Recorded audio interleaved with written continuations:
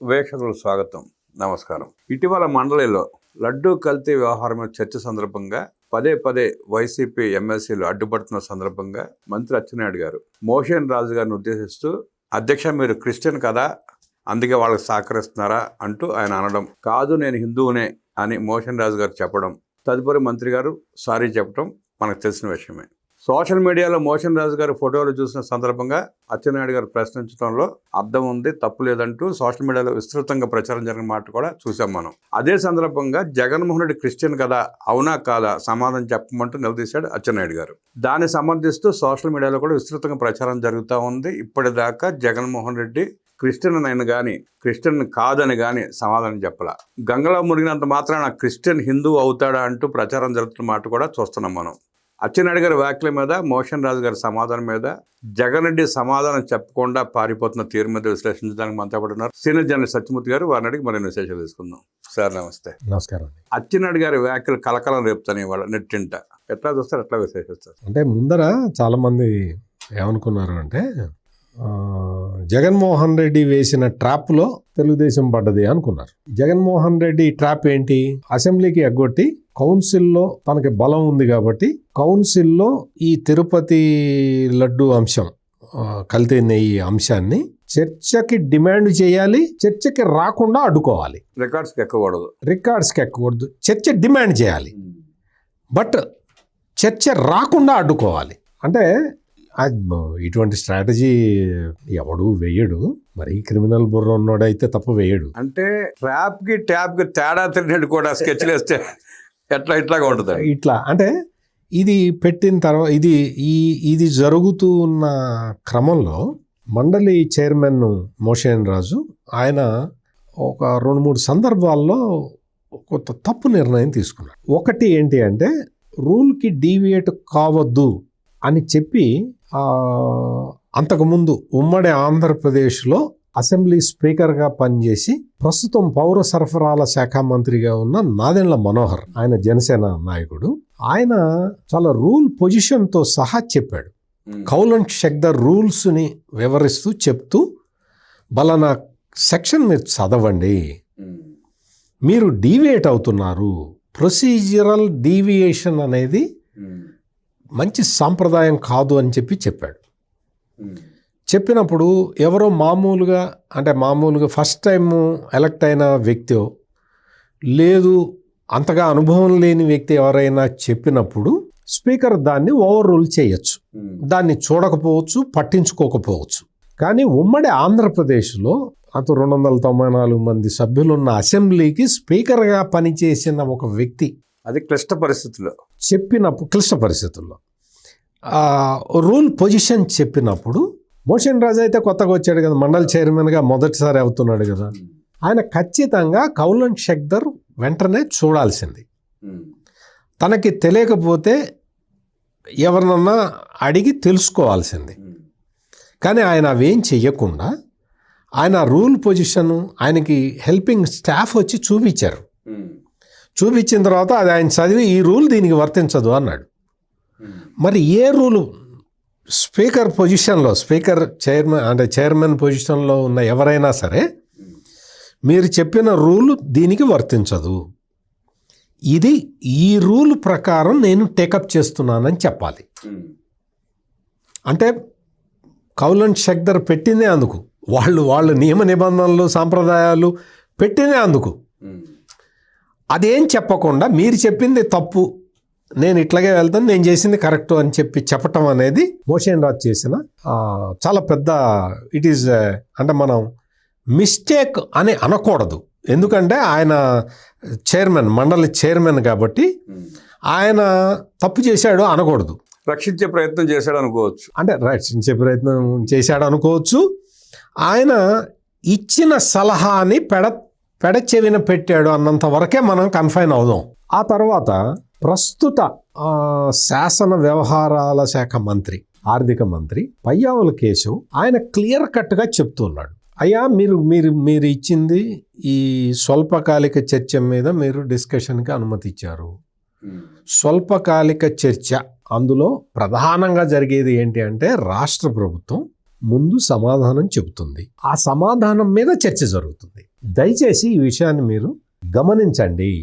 మీరు రూల్స్ని డీవియేట్ కావద్దు అని చెప్పినా కానీ చైర్మన్ స్థానంలో ఉన్న మోషన్ రాజు దాన్ని పట్టించుకోలేదు.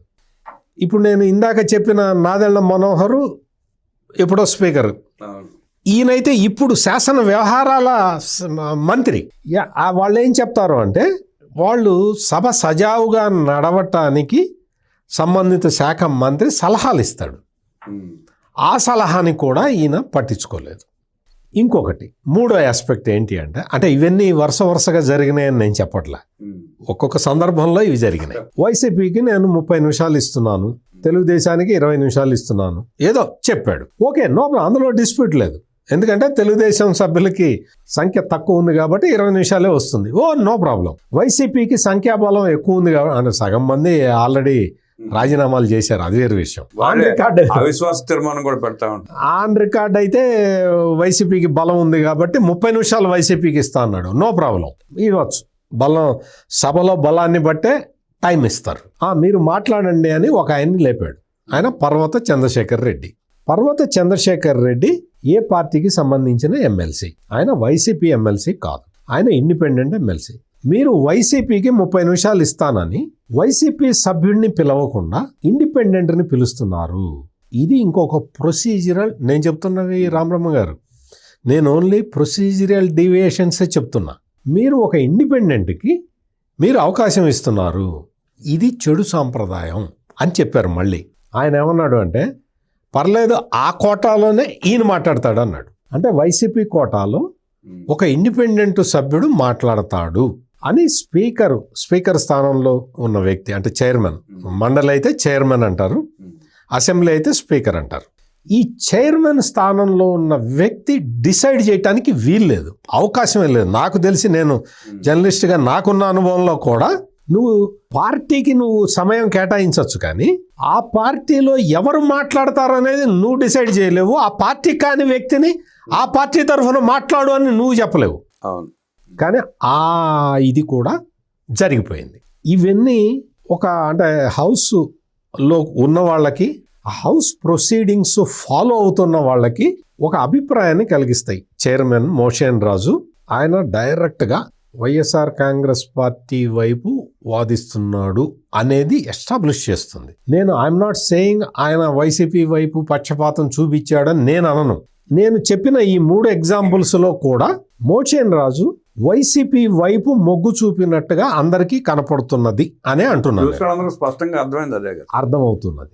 ఇది అంతా మొత్తం ఇటువంటి ప్రొసీజరల్ ల్యాప్సెస్తో పాటు ఇవన్నీ జరుగుతూ ఉన్న క్రమంలో వ్యవసాయ శాఖ మంత్రి అచ్చెన్నాయుడు ఆయన ఏమన్నాడు అంటే, మీరు ఈ పార్టీ నాయకుడు, ఈ పార్టీ అంటే వైఎస్ఆర్ కాంగ్రెస్ పార్టీ నాయకుడు అంటే వైఎస్ జగన్మోహన్ రెడ్డి, మీరందరూ క్రిస్టియన్లు, అందుకని మీరందరూ తిరుపతి లడ్డూ గురించి ఈ చర్చ అంటే కల్తీకి సంబంధించిన చర్చని రాకుండా చేస్తూ ఉన్నారు అన్న సెన్స్లో ఆయన చెప్పాడు.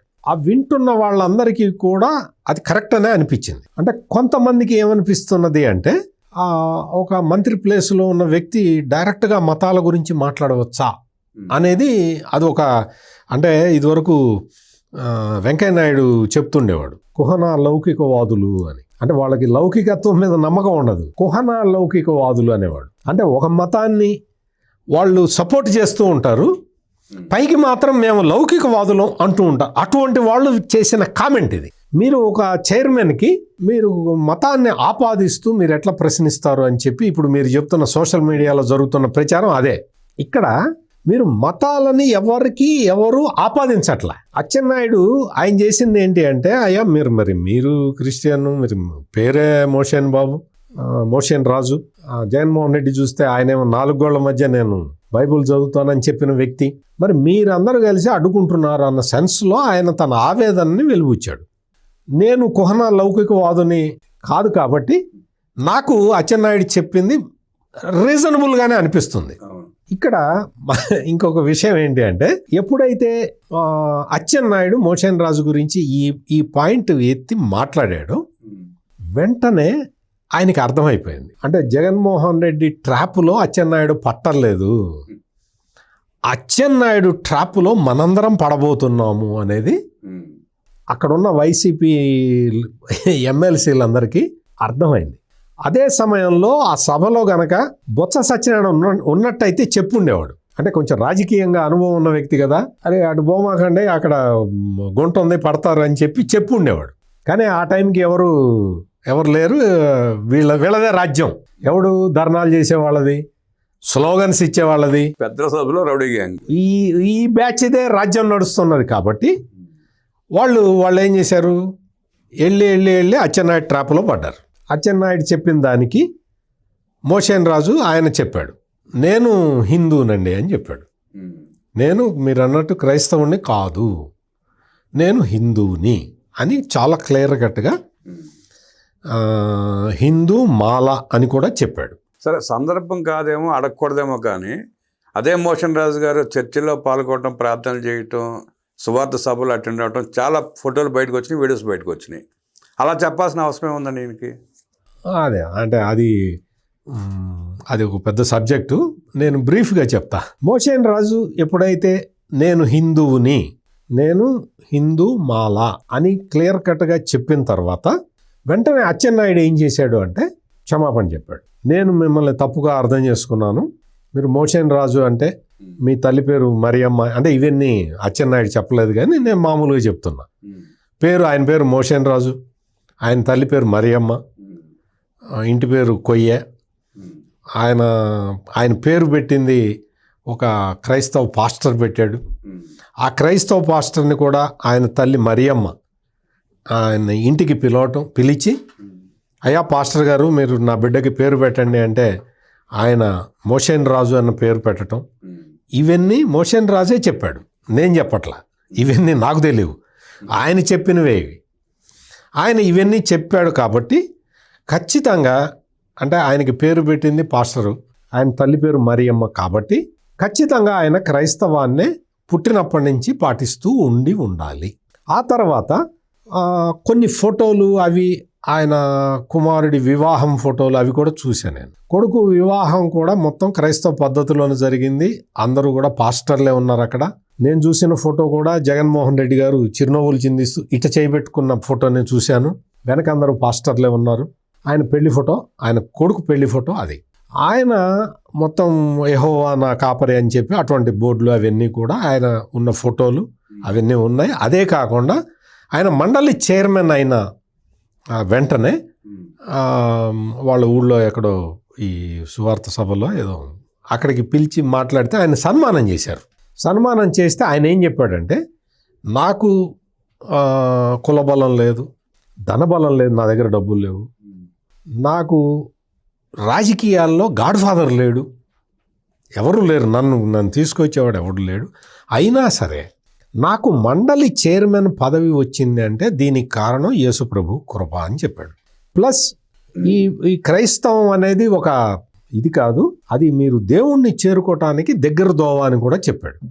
ఇటువంటివన్నీ ఆయన చెప్పిన వీడియోలు అవన్నీ కూడా ఉన్నాయి. ఆయన చెప్పిన మాట వాస్తవం, అందులో ఎటువంటి సందేహం లేదు. ఇక సభలోకి వచ్చిన తర్వాత నేను హిందువుని అని ఎందుకు చెప్పాడు అంటే, జనరల్గా ఏం చేస్తారు అంటే, నేను క్రైస్తవుణ్ణి అని ఒప్పుకుంటే వాళ్ళకి, అంటే మాల కానీ మాదికి కానీ ఇంకా ఆ సబ్ క్యాస్ట్లు ఏ ఉన్నా కానీ వాళ్ళకి ఎస్సీ రిజర్వేషన్ ఉంటుంది. హిందూ అయితే నేను మతం మారాను అని చెబితే అతను BC-D కింద వస్తాడు. అందుకని రిజర్వేషన్లని కాపాడుకోవడానికి చాలామంది ఏం చేస్తారు అంటే, వాళ్ళు ప్రతి రోజువారీ వాళ్ళ దైనందిన చర్య అంతా క్రైస్తవంలో జరిగిన, అంటే దైవ పూజ సంబంధించినవన్నీ కూడా క్రైస్తవంలో జరిగిన ఆన్ రికార్డు వాళ్ళు హిందువులుగానే ఉంటారు. వీళ్ళందరూ కూడా సర్టిఫికెట్ హిందువులు అనే అనే వర్డ్ కాయిన్ చేసి ఈ రోజున సోషల్ మీడియాలో విస్తృతంగా ప్రచారం చేస్తున్నారు. వీళ్ళందరూ సర్టిఫికెట్ హిందువులు, వీళ్ళు ఆచరించే మతం క్రైస్తవం అని క్లియర్ కట్గా దాని మీద విస్తృతంగా చర్చ జరుగుతున్నది. ఎప్పుడైతే సభలో అచ్చెన్నాయుడు అయ్యా మీరు హిందూ అంటారు, నిజంగా కూడా నాకు కూడా సంతోషం వేసింది. మండలి చైర్మన్ మోషన్ రాజు నేను హిందువుని అని చెప్పినది అది వింటే నాకు కూడా చాలా ఆనందం వేసింది. ఎందుకు అంటే అసలు ఎవడు కూడా నేను హిందువుని అని గర్వంగా చెప్పుకునే వాడు కనపట్టలేదు కదా. ఎందుకంటే తిరుపతిలో లడ్డు కల్తీ జరిగిందని ఇంత గొడవ జరుగుతుంటే ఇప్పుడు సాధువులు సంతులు ఇప్పుడు వచ్చి గొడవ చేస్తున్నారు కానీ మామూలుగా అందరూ ఎవడిళ్లలో వాడుకు తలుపులు వేసుకొని కూర్చొని ఉన్నారు కదా. వెంకటేశ్వర స్వామికి కల్తీ నెయ్యి పెట్టారా అంటే మనకెందుకు, మన ఉద్యోగం మనం చేస్తాం అనుకుంటున్నారు కదా హిందువులందరూ. ఈ జంక్షన్లో కొయ్య మోషన్ రాజు నేను హిందువుని అని గర్వంగా సభలో చెప్పినందుకు నాకు చాలా సంతోషం వేసింది. అందుకనే అదే సందర్భంలో ఆయన కూడా పాపం మంత్రి అచ్చెన్నాయుడు, క్షమించండి నేను మిమ్మల్ని మీ పేరు చూసి లేకపోతే మీ ఇది చూసి నేను పొరపాటు పడ్డాను, మీరు హిందూ అని ఒప్పుకున్నారు, సారీ అండి అని చెప్పి మంత్రి సారీ చెప్పాడు. ఎంత ఎంత హుందాగా జరిగింది సభ, ఇంతవరకు హుందాగా జరిగింది కదా. ఇప్పుడు ఈ వైసీపీ కౌన్సిల్ ఎమ్మెల్సీలు ఉన్నారు కదా, వాళ్ళందరూ ఏమంటారంటే నువ్వు ఆయనకి సారీ చెప్పావు కదా, మా జగనన్నకు కూడా చెప్పు అంటారు. ఎందుకు మీ జగనన్నకి ఎందుకు చెప్పాలి? మీ జగనన్న కూడా మీ జగనన్నను ఉద్దేశించి మంత్రి అచ్చెన్నాయుడు నువ్వు క్రిస్టియన్ అన్నాడు. మోషన్ రాజును కూడా అదే అన్నాడు కదా. మోషన్ రాజు నేను క్రిస్టియన్ కాదు నేను హిందువుని అని చెప్పాడు, అందుకని సారీ చెప్పాడు. జగన్మోహన్ రెడ్డి కూడా వచ్చి నేను క్రిస్టియన్ని కాదు నేను హిందువుని అని చెప్పమను రెండు సార్లు సారీ చెప్తాడు. అంటే సభలో చెప్పలేడు కదా. జగన్మోహన్ రెడ్డి కౌన్సిల్ సభ్యుడు కాదు. ఎక్స్ వేదికగా జగన్మోహన్ రెడ్డి నేను క్రిస్టియన్ కాదు హిందువుని అని పెడితే నేనే అచ్చెన్నాయుడిని డిమాండ్ చేస్తా. చూడు ఆయన హిందూ అంటున్నాడు, నువ్వు క్రిస్టియన్ అని చెప్పావు, అచ్చెన్నాయుడు గారు మీరు వెంటనే సారీ చెప్పండి అని చెప్పి నేనే డిమాండ్ చేస్తా. ఇది పరిస్థితి. ఇక్కడ సారీ ఎందుకు చెప్పాలి? జగన్మోహన్ రెడ్డి 4వ తరం క్రైస్తవుడు. వాళ్ళ ముత్తాత క్రైస్తవంలోకి మారాడు, తాత క్రైస్తవుడు, తండ్రి క్రైస్తవుడు. తండ్రి చనిపోయినప్పుడు అన్నీ క్రైస్తవ పద్ధతుల్లోనే అంతిమ క్రియలన్నీ జరిగినాయి. ఈ రోజుకి కూడా ఆయన రాజశేఖర్ రెడ్డి వర్ధంతికి జయంతికి క్రైస్తవ పద్ధతిలోనే ప్రార్థనలు జరుగుతాయి. నిన్ను క్రైస్తవుడు అంటే నువ్వెందుకు సిగ్గుపడుతున్నావు జగన్మోహన్ రెడ్డి? ఇది ప్రధానమైన ప్రశ్న. ఈ ప్రశ్న అడుగుతున్నది ఎవరో తెలుసా? క్రైస్తవులు అడుగుతున్నారు.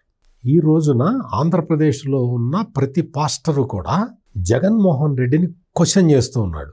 నువ్వెందుకు భయపడుతున్నావు? క్రైస్తవుడని చెప్పుకోవటానికి నువ్వెందుకు భయపడుతున్నావు? నువ్వెందుకు సిగ్గుపడుతున్నావు అని చెప్పి ఈ రోజున క్రైస్తవులందరూ అడుగుతున్నారు. జగన్మోహన్ రెడ్డికి ఎందుకు భయం? క్రైస్తవుడు, నేను 4వ తరం క్రైస్తవుణ్ణి అని ఒప్పుకోవటానికి ఎందుకు భయపడుతున్నాడు? ఒప్పుకోవడానికి భయపడుతూనే గంగలో మునుగుతున్నాడు, బొట్లు పెట్టి తిరుగుతున్నాడు. అంత నడిచాల్సిన అవసరం ఉంది సార్. ఇక్కడ క్వశ్చన్ అది. ఇక్కడ క్వశ్చన్ ఏంటి అంటే జగన్మోహన్ రెడ్డి మొత్తం ఈ క్రైస్తవ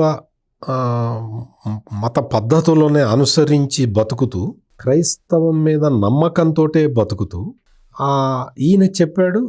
ఈయన సతీమణి భారతిరెడ్డి కూడా ఆమె వీడియోలు కూడా ఉన్నాయి, మీకు కావాలంటే చూసుకోండి. యేసుక్రీస్తు is the only God to console people అన్నట్టుగా ఆమె కూడా చెప్పారు. మేము ఇప్పుడు మనందరం కూడా ఎవరి మతం వాళ్ళు ఆచరించాలి, అనుసరించాలి, మత ధర్మాలకి కట్టుబడి ఉండాలి అనే కోరుకుంటాం మనం. పక్క మతాన్ని, పక్క కులాన్ని, పక్క ప్రాంతాన్ని మీరు నీచంగా చూడొద్దు అనేది ఒకటే అందరి రిక్వెస్ట్. ఈయన నేను హిందువుని అని చెప్తాడు. ఆ భూమన కరుణాకర్ రెడ్డి వచ్చి వేదాలని కాపాడుతున్నది జగన్మోహన్ రెడ్డి అంటాడు. వేదాలని కాపాడేది జగన్మోహన్ రెడ్డి. ఇంకొక పత్రిక రాసింది sir, great Andhra website, Hindu పరిరక్షకుడు జగన్ రెడ్డి అని. అంటే హిందూ మతాన్ని నువ్వు పరిరక్షించాలా? నువ్వు పరిరక్షించాలా? పరిరక్షించేవాడు నేను హిందువులను గర్వంగా చెప్పుకోవచ్చుగా బయటకు వచ్చి. అది అందుకని ఇక్కడ అచ్చెన్నాయుడు వేసిన ట్రాప్లో ఈ రోజున వైసీపీ పడి గిల్ల కొట్టుకుంటున్నది. ఇప్పుడు జరుగుతున్నది ఇదే సోషల్ మీడియాలో చాలా అదే రిఫ్లెక్ట్ అవుతూ ఉన్నది. ఈ రిఫ్లెక్షన్ నుంచి తప్పించుకోవటానికి జగన్మోహన్ రెడ్డి క్షేత్రస్థాయిలో పెద్దగా ఎఫెక్ట్ లేదు, కానీ జగన్మోహన్ రెడ్డికి సోషల్ మీడియాలో విపరీతమైన ఇది ఉన్నది.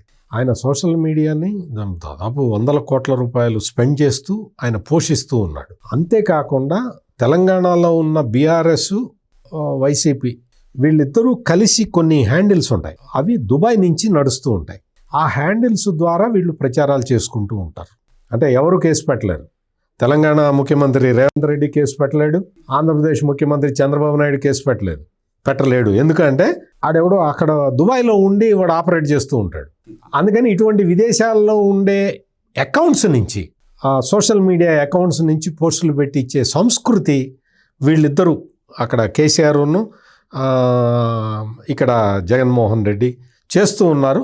ఆ మీడియా ద్వారా, ఆ సోషల్ మీడియా ద్వారా వీళ్ళు విశృంఖలంగా ప్రచారం చేస్తూ ఉన్నారు. చైర్మన్ని క్వశ్చన్ అడగటం అనేది మంచి సాంప్రదాయం కాదు అనేది వాళ్ళ వాదన.